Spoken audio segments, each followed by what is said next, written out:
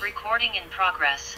Assalamualaikum warahmatullahi wabarakatuh. Bertemu kembali dengan saya pada mata kuliah kalkulus lanjut dan aljabar linear. Kali ini kita akan belajar mengenai aplikasi kalkulus lanjut dan aljabar linear di bidang teknik sipil. Sebelum kita mulai, mari kita berdoa dulu sesuai keyakinan kita masing-masing. Berdoa mulai.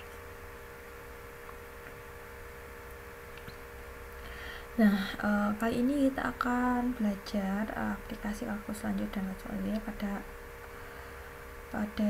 pada bidang teknik sipil, yaitu salah satunya adalah sistem persamaan linear. Nah, penerapan sistem persamaan linear pada biasanya digunakan pada analisis struktur, baik struktur statis tertentu maupun struktur statis tertentu.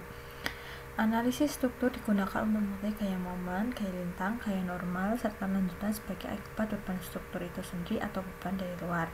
Salah satu metode analisis struktur statis tertentu adalah metode persamaan tiga momen. Persamaan tiga momen ini menjelaskan hubungan antara momen-momen lentur di tiga tumpuan yang berurutan pada suatu balok kontinu yang ditujukan untuk memikul beban yang bekerja pada kedua bentangan yang bersebelahan dengan atau tanpa penurunan tumpuan yang tak sama. Kemudian hubungan tersebut dapat dijelaskan berdasarkan kurva kontinuitas elastis di atas tumpuan, yakni kemudian kurva elastis di ujung kanan bentangan sebelah kiri theta BA harus sama dengan di ujung kiri bentangan sebelah kanan theta BC. Hubungan tersebut memberikan konsekuensi tumpuan B akan timbul gaya momen terhadap bentangan yang mengapitnya. Jadi MBA dan MBC. Resultan gaya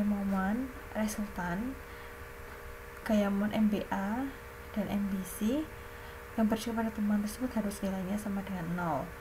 Apabila ada gaya momen dari luar, maka resultan yang bekerja pada tumpuan tersebut sama dengan gaya momen dari luar. Secara matematis dapat dijelaskan sebagai berikut. Jadi theta BA sama dengan theta BC, resultan MB sama dengan 0, artinya resultan BA ditambah resultan BC sama dengan 0. Kemudian ada perjanjian tanda searah jam sama dengan positif, lawan jam sama dengan negatif. Nah, ini dapat lihat gambarnya. Kemudian persyaratan yang harus ditemui dalam analisis struktur. Pertama, persamaan kompabilitas theta BA theta BC sama dengan theta BC. Persamaan kesetimbangan resultan MB sama dengan 0, lanjutan vertikal maupun horizontal, kemudian rotasi.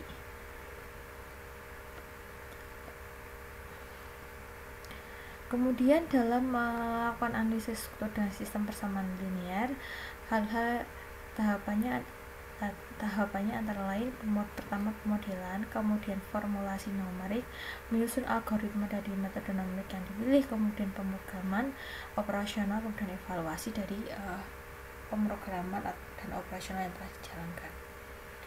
Nah, ini contohnya studi kasus analisis struktur dengan metode eliminasi Gauss-Jordan dan tadi metode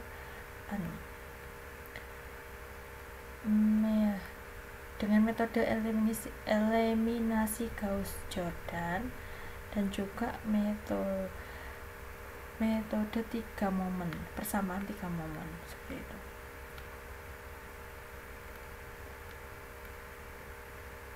Nah, ini analisis struktur dengan metode eliminasi Gauss-Jordan. Suatu struktur balok kontinu pada jembatan ditopang 5 kolom. Berapakah besar dan arah dari gaya momen di tiap titik dari struktur tersebut jika beban merata Q sama dengan 10 kN per M kilonewton per meter, panjang bentangnya 6 meter dan tinggi jembatannya 4 meter. Nah, hal yang pertama perlu dilakukan adalah pemodelan. Seperti apa sih modelnya? Misalkan jembatannya ditopang oleh 5 titik. Dari seperti intinya seperti ini, L-nya seperti ini. Nah, ini jadwal. Kemudian analisis kasus, menentukan estimasi arah momen seperti yang telah dijelaskan tadi, menentukan pas arah jauh jam atau berawan dengan jauh seperti ini.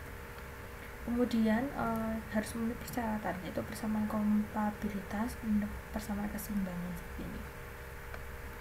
Selanjutnya menentukan titik masing-masing titik B, titik C, titik D, titik F, titik E maupun titik E. Nah, kemudian penyederhanaan model dari model tersebut, kemudian model tersebut disederhanakan dan diubah bentuknya ke dalam bentuk matriks. Nah, ini kemudian dilakukan formulasi numerik.